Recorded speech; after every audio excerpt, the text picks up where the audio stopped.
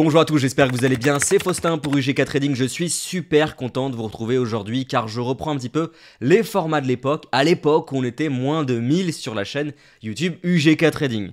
Donc aujourd'hui, je vais vous présenter les 7 pièges les plus dangereux qui risquent de ruiner votre trading avec l'analyse graphique, avec les structures de marché directement sur le graphique. Et c'est 7 pièges que j'ai vus régulièrement lorsque je travaillais en institution financière et également des erreurs que je vois fréquemment de certains de mes étudiants qui sont tout nouveaux chez UGK Trading. Donc en évitant ces 7 pièges uniquement sur le graphique, pas de gestion de risque, pas de psychologie, déjà ça va vous aider à améliorer considérablement votre trading. On perd pas plus de temps, on passe tout de suite sur les graphiques. Mais avant ça, comme d'habitude, n'oubliez pas de vous abonner à la chaîne YouTube, ce n'est pas déjà fait. Mettez un petit like, ça fait toujours plaisir. Et si vous avez des questions, mettez-les dans les commentaires. Allez, c'est parti. Découvrez votre programme avec IG, partenaire officiel du GK Trading.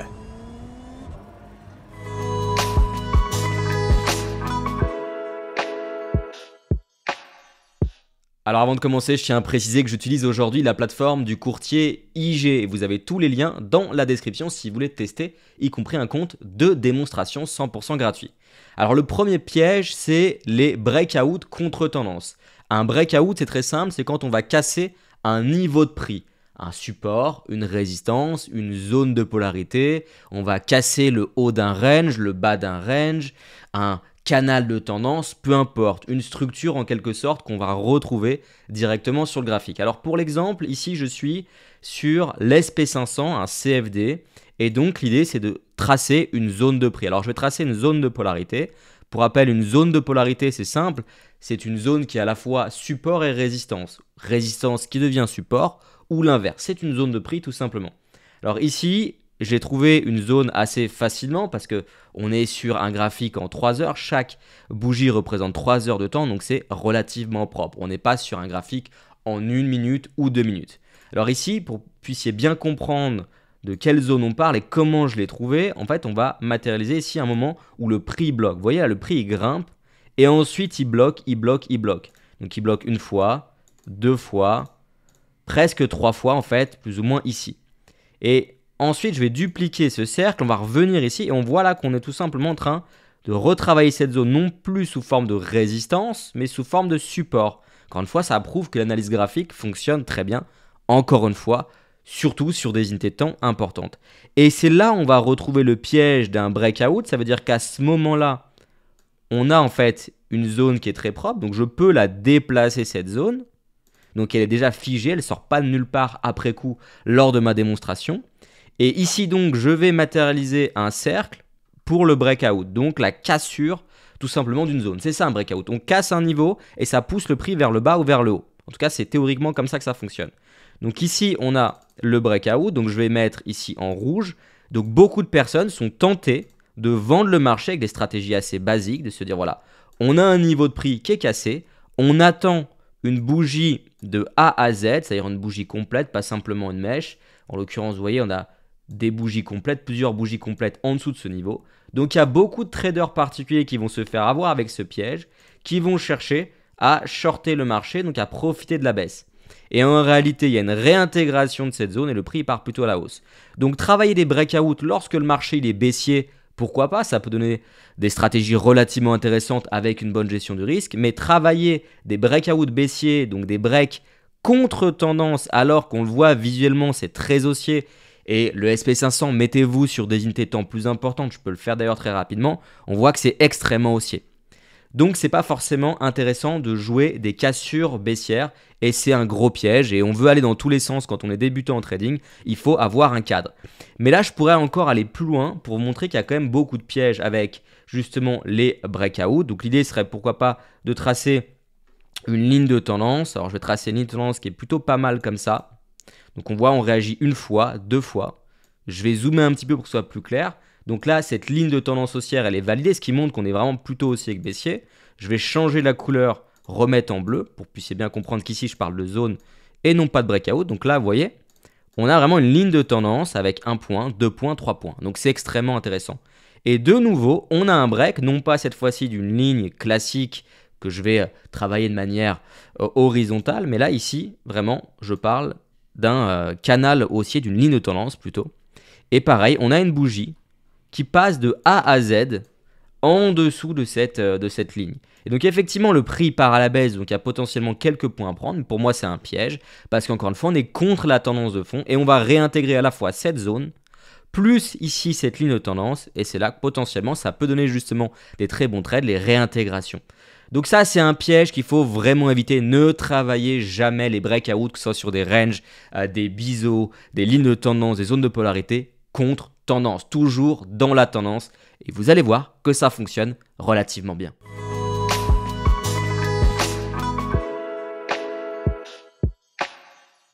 Deuxième piège très fréquent en trading sur le graphique, c'est les fausses cassures. Que ça soit dans le sens de la tendance ou à contre-tendance, c'est encore pire. Les fausses cassures, en fait, c'est quand on a un breakout, mais qui n'a pas réellement été breaké selon moi, car on n'a pas eu de bougie de A à Z, j'en ai parlé brièvement juste avant. Alors ici, je voudrais vous montrer un exemple très concret, à savoir sur le BTC. Donc j'ai déjà tracé une sorte de range, je vais vous montrer quand même le raisonnement derrière. Ici, je vais matérialiser avec les cercles comme tout à l'heure, tout simplement la résistance. On bloque une fois, on bloque une deuxième fois, on bloque une troisième fois, 3 points de contact, c'est déjà pas mal. Je vais faire la même chose en bas pour le bas du range. Ici, on a un blocage, le prix baisse violemment et ensuite il ralentit. Donc un premier point, un deuxième point plus ou moins ici.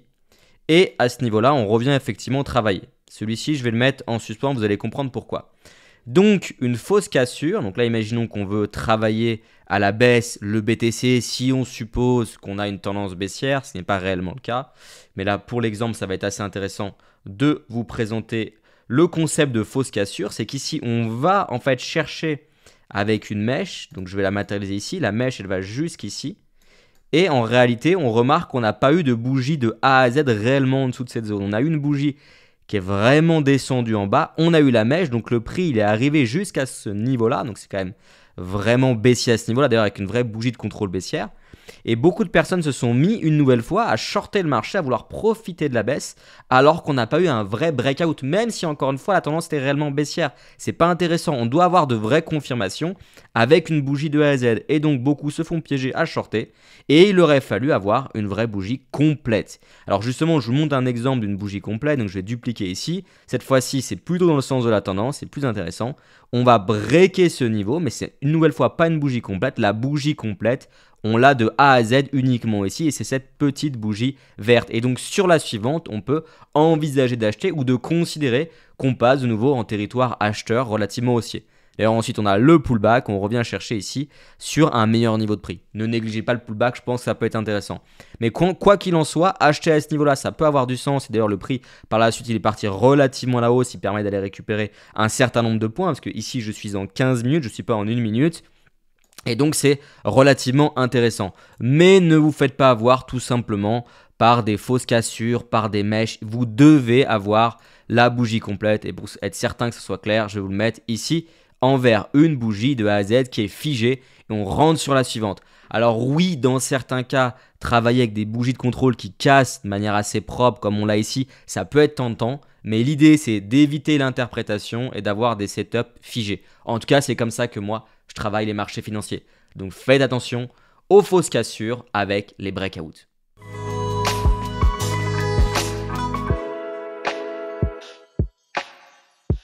Alors le troisième piège, et c'est une erreur que beaucoup de particuliers vont faire, pas seulement les traders, mais également les investisseurs dynamiques, ça consiste tout simplement à vendre le marché lorsqu'on est sur des prix relativement hauts, vendre les plus hauts tout simplement. Et ça, c'est une grosse erreur parce que ça revient une nouvelle fois à faire du trading, pour moi, contre tendance. On vend le marché, on profite de la baisse uniquement lorsqu'on a des vrais signaux vendeurs. De la même manière, on achète le marché lorsqu'on a des signaux acheteurs. On ne fait pas d'anticipation. Donc là, j'ai le titre Nvidia qui était quand même relativement haussier. On va matérialiser un moment où potentiellement on est sur des niveaux qui sont stratosphériques. Alors on suppose évidemment qu'on ne voit pas le reste, donc on pourrait mettre le graphique plus ou moins comme ça. J'espère que vous le voyez bien à l'image. Donc ici c'est très haussier, on revient sur des niveaux qui sont extrêmement hauts et on se dit c'est beaucoup trop haut, donc je vais vendre le marché. Mais pour autant, encore une fois, il n'y a pas de signaux vendeurs et donc c'est une grosse erreur de vendre les plus hauts et ensuite le prix continue à grimper.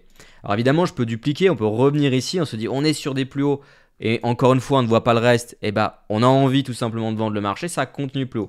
Alors évidemment il y a des moments où vous arrivez sur des niveaux de prix, c'est vrai, relativement élevés, et le prix part à la baisse, mais en fait on n'en sait rien. Encore une fois, on ne veut pas rentrer maintenant. Si on rentre à la baisse sur Nvidia, potentiellement on peut attendre quelque chose comme ça. Là on a un avalement baissier, et rentrer ici où ça commence à sentir mauvais, où c'est un peu plus baissier avec un certain nombre de signaux. Mais ne pas se dire sous prétexte que je suis sur des plus hauts, pareil là on voit pas la suite, sous prétexte qu'on est sur des plus hauts, au final je veux vendre le marché. C'est une énorme erreur. Il faut encore une fois plutôt rester acheteur quand on a des titres qui surperforment, qui sont très haussiers. C'est de la même manière avec le RSI. Quand on est au-dessus de 50%, on a plutôt envie d'acheter que de vendre le marché.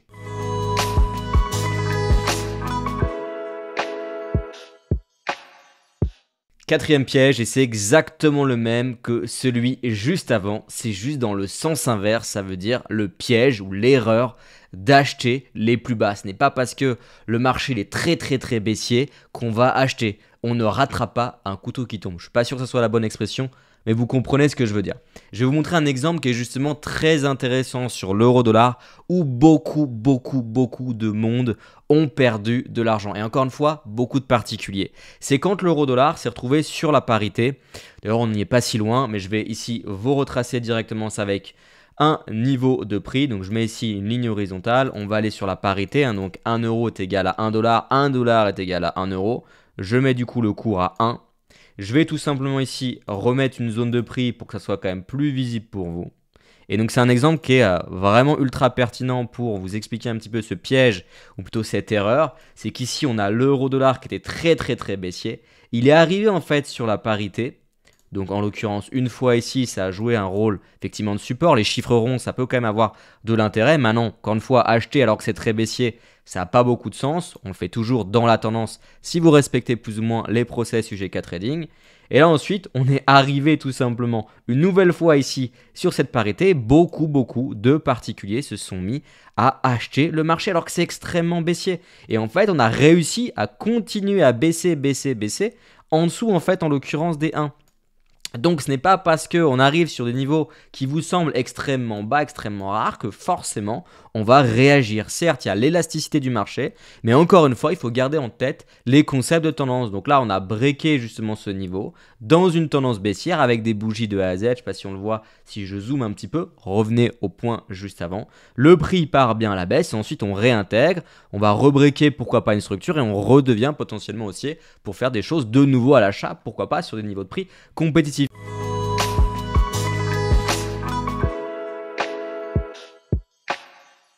Cinquième piège, cinquième erreur directement sur le graphique, c'est de non pas tracer des zones, mais de tracer des lignes. Aujourd'hui, lorsqu'on a un graphique avec des chandeliers japonais, c'est rarement chirurgical. On peut avoir parfois des points précis, des choses assez intéressantes, mais généralement, on va réfléchir plutôt avec des zones. Donc, le piège à éviter, c'est de travailler tout simplement des lignes. Donc là, par exemple, je pourrais tracer une ligne à ce niveau-là.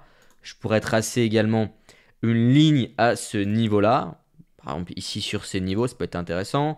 Je peux dupliquer, je pourrais tracer une nouvelle fois une ligne à ce niveau-là. Mais en fait, le mieux, c'est tracer des zones parce qu'on se rend compte que lorsqu'on met, par exemple, notre prix à ce niveau-là, précisément sur potentiellement la mèche, ou peu importe le corps, il y a différentes écoles à ce niveau-là. En fait, on se rend compte qu'on ne va pas rechercher cette ligne. Or, si on trace des zones, on a plutôt des zones d'intervention qui sont d'ailleurs plus visuelles et qui fonctionnent en fait relativement mieux. C'est normal, il y a un petit peu plus d'espace. Et c'est avec ce type de zone qu'on va trouver des points d'entrée, de sortie, de take profit, de stop loss, d'ordre conditionnel, etc. Alors attention, petite parenthèse sur le stop loss on ne met pas sur les zones, mais au-dessus des zones lorsqu'on vend le marché et en dessous des zones lorsqu'on achète le marché. On doit quand même gérer les risques. Et donc l'idée, voilà, c'est plutôt d'envisager de faire des zones de cette manière, tout simplement que des lignes. Ça vous permettra de faire des choses de bien meilleure qualité et d'éviter de vous faire avoir avec des cassures qui n'en sont pas parce qu'on n'a pas réellement breaké la zone. Voilà pour ce cinquième piège.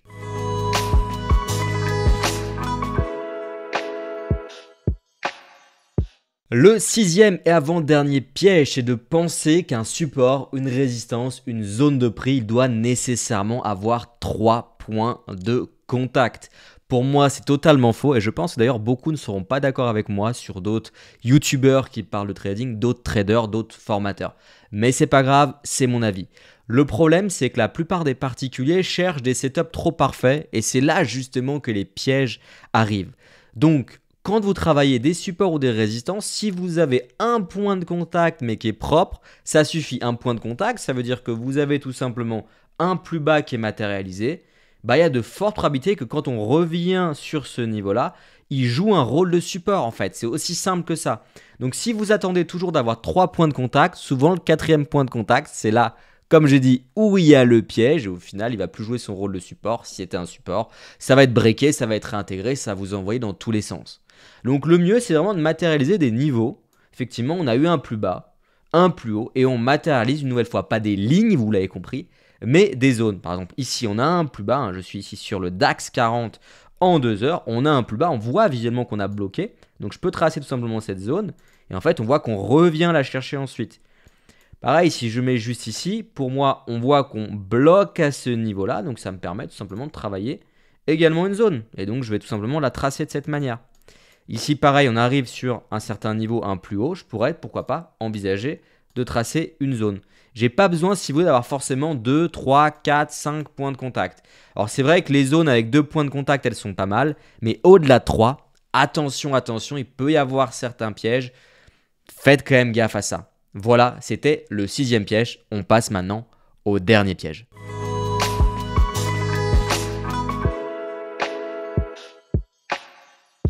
Allez, on termine ce dernier piège sur une crypto une nouvelle fois et je vous parlais des mèches et l'erreur, le piège, c'est de penser que les mèches que vous avez sur le forex, les cryptos et les autres produits globalement sont des niveaux de prix fiables. C'est pas forcément fiable. Généralement, il faut comprendre une chose, c'est que sur les mèches, comme on l'a ici, il y a quand même généralement moins de volume. Et généralement, d'ailleurs, vous n'aimez pas les mèches. C'est là où vous faites sortir en SL sur une vieille mèche, comme vous me le dites souvent pour ceux qui sont clients UGK Trading. Alors, je vais vous montrer ça de manière très simple. Quel est le piège? C'est par exemple de se dire ici, on a une mèche. Vous voyez, c'est ici cette mèche. Donc, je vais déplacer un peu encore une fois une zone. Et donc, l'erreur que beaucoup de traders vont faire, c'est que si vous shortez le marché, vous dites, je vais aller chercher les derniers plus bas parce qu'on est sur un mouvement de fond baissier, ce qui n'est pas bête. Mais on ne va pas aller chercher les derniers plus bas en se basant sur les mèches. C'est là, justement, où il y a un piège et qui est en réalité assez dangereux. Donc l'idée, c'est plutôt d'aller chercher des bougies où il y a eu du volume. Et lorsqu'il y a des corps, lorsqu'il y a de la matière en quelque sorte, et en l'occurrence ce qu'on a ici, on a vraiment des vraies bougies qui sont remplies et non pas uniquement des mèches, ça peut être un objectif à aller chercher. Donc en l'occurrence, moi je préfère aller chercher ça comme objectif si je dois shorter le marché qu'aller chercher ces mèches où en réalité le piège est là, c'est que vous avez beaucoup moins de chances d'être exécuté sur un retour ici sur cette mèche-là. Donc vous allez devoir considérer quand même des zones de prix en vous basant si possible quand même sur le corps des bougies. Comme je l'ai dit dans la vidéo, il y a 2 écoles, mais lorsqu'on a des mèches comme ça, faites attention, généralement il y a des gros pièges et vous ne devez pas considérer ça comme un objectif de take profit si vous shortez le marché. Voilà, cette vidéo est déjà terminée. Merci beaucoup de l'avoir regardé jusqu'au bout. Pour ceux qui souhaitent aller plus loin avec UGK Trading, vous avez plusieurs liens dans la description, notamment une initiation 100% gratuite, pas de carte bancaire, pas d'affiliation, rien de tout ça. Et vous allez découvrir mon environnement et ma façon de trader. Pour les autres, on se retrouve pour une prochaine vidéo. Et comme d'habitude, restez très prudents sur les marchés financiers. Allez, ciao. C'était votre programme avec IG, partenaire officiel du GK Trading.